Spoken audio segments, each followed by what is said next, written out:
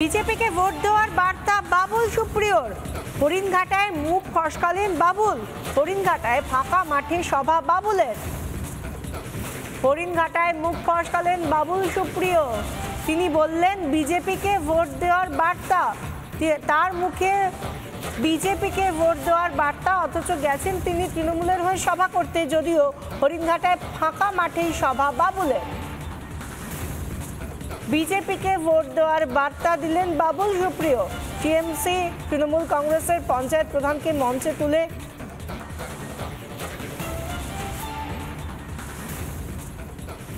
এটা বলুন।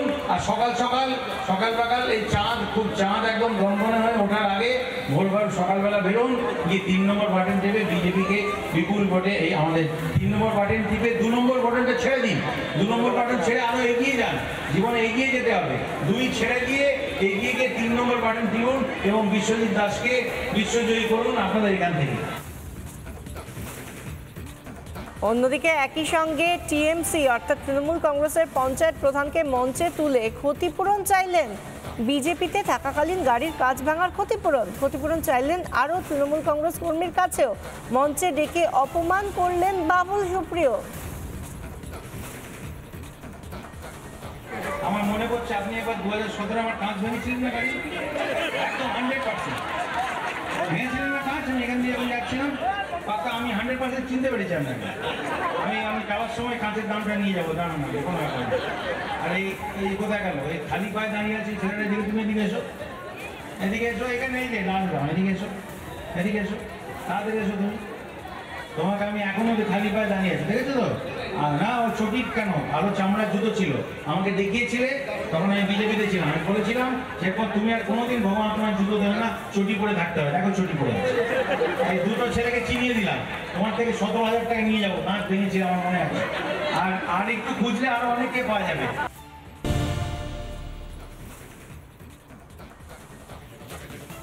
সন্দেশখালী নিয়ে বিস্ফোরক অভিযোগ আন্দোলনকারী মহিলাদের। আন্দোলন বন্ধ করতে টাকা দিতে চায় তৃণমূল। আন্দোলনকারীদের ফাঁসানোর অভিযোগ, মিথ্যে মামলা দিয়ে ফাঁসানোর অভিযোগ।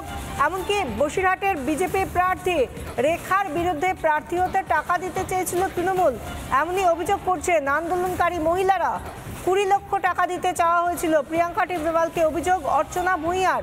সন্দেশখালীর আন্দোলনকারী অর্চনা ভূঁইয়া, হাইকোর্টের যাওয়ার হুঁশিয়ারি প্রিয়াঙ্কার।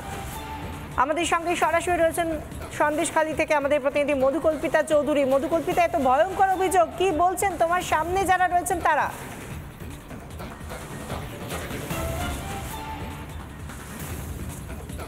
একেবারে এই বিষয় তোমাকে একটা হিন্ট দিয়ে রাখে। এই যে বেরমজুরের যারা বাসিন্দা, যারা সন্দেশখালী আন্দোলনের মুখ ছিলেন, তাদেরকে এবারে কিন্তু টাকা দিতে চাওয়ার একটা অভিযোগ উঠে আসছে তৃণমূলের বিরুদ্ধে। তৃণমূলের যারা স্থানীয় নেতৃত্বরা রয়েছেন তারা নাকি টাকা দিতে চেয়েছিলেন। তারা নাকি বলেছিলেন যে সন্দেশখালী থেকে রেখা পাত্র, তাকে প্রার্থী করেছে বিজেপি, এবং এখানকার যিনি বাসিন্দা অর্চনা ভূঁইয়া, তার যেটা মূলত অভিযোগে, তাকে নাকি তৃণমূলের নেতারা তাকে 20 লক্ষ টাকা মতো দিতে চেয়েছিলেন এবং টাকার বিনিময়ে তাকে প্রার্থী করতে চেয়েছিলেন।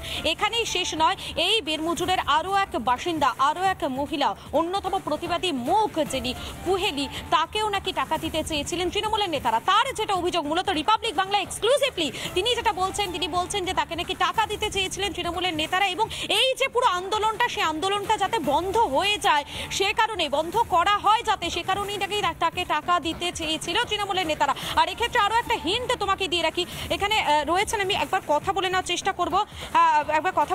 করব।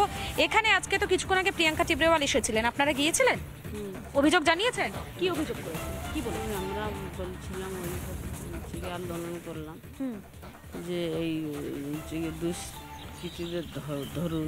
একটা হিন্ট দিন তো, এখনো কি তৃণমূলের নেতারা আপনাদেরকে হুমকি দিচ্ছে? কি হুমকি দিচ্ছে? ওই ধরে নিয়ে যাব, টাকা পয়সা দেব। টাকা পয়সা দেবে? কিসের জন্য টাকা পয়সা দেবে? আপনাদের ভোট দিবেন আমাদের। ভোটের জন্য টাকা পয়সা দেবে বলছে? কারা বলছে? তৃণমূলের পার্টি। তৃণমূলের পার্টি। রাত্রে কি বাড়িতে থাকতে পারছেন এখন, নাকি বাইরে থাকছেন? বাইরে থাকছেন। মহিলারা জেগে করছে। কি করছে মহিলারা? মহিলারা জেগে বাড়িতে থাকতে পারছে না, তালা চাবি মেরে চৌকি দিতে হচ্ছে, তুলে নিয়ে যাচ্ছে, এইসব তো ভয়ঙ্কর অভিযোগ করছেন আপনারা। আপনাদের এখন তৃণমূলের পক্ষ থেকে টাকা দেওয়ার একটা প্রলোভন দেখানো হচ্ছে। হ্যাঁ, আপনারা কি একটা হিন্ট দিন তো, এই যে এত কিছু চলছে, আপনারা কি আন্দোলন থেকে পিছু হটবেন? না। আন্দোলনটা চালাবেন? হ্যাঁ, আন্দোলনটা আমরা হটবো না, আমরা এই আন্দোলনটা চালিয়ে যাব। বারবার অভিযোগ করা হচ্ছে এই মহিলার তরফ থেকে তাকে টাকা দেওয়ার একটা hint দিন তো প্রলোভন দেখানো কারা? হয়েছে, এমনই অভিযোগ। মধুকল্পিতা, ধন্যবাদ। আমাদের সঙ্গে সরাসরি ছিলেন সন্দেশখালী থেকে আমাদের প্রতিনিধি মধুকল্পিতা চৌধুরী।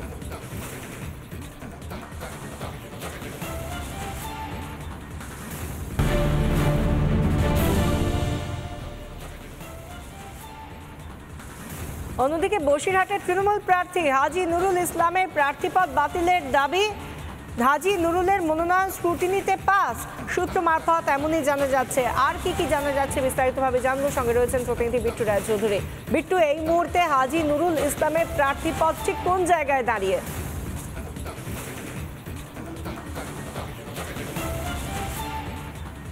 বিশাখা, কমিশন থেকে যে হিন্ট ইতিমধ্যে মিলছে, হাজী নুরুল ইসলামের যে নমিনেশন সেটা আপাতত স্ক্রুটিনি হওয়ার পর পাস হয়ে গিয়েছে। অর্থাৎ এক্ষেত্রে দাঁড়িয়ে যেই অভিযোগটা বারবার উঠে আসছিল, হাজী নুরুল ইসলাম তার যেই ডিউটা রয়েছে সেই ডিউয়ের সার্টিফিকেট এখনো পর্যন্ত জমা দেননি। তো সেটা নিয়ে যে অভিযোগ উঠে আসছিল, তার পরিপ্রেক্ষিতে দাঁড়িয়ে কি করে একজন ব্যক্তি, একজন প্রার্থীর তার নমিনেশন কি করে স্ক্রুটিনির পর পাস হচ্ছে সেটা নিয়ে প্রশ্ন বিস্তর, এবং এক্ষেত্রে রিটার্নিং অফিসারের ভূমিকা নিয়ে কার্যত প্রশ্নচিহ্ন উঠছে।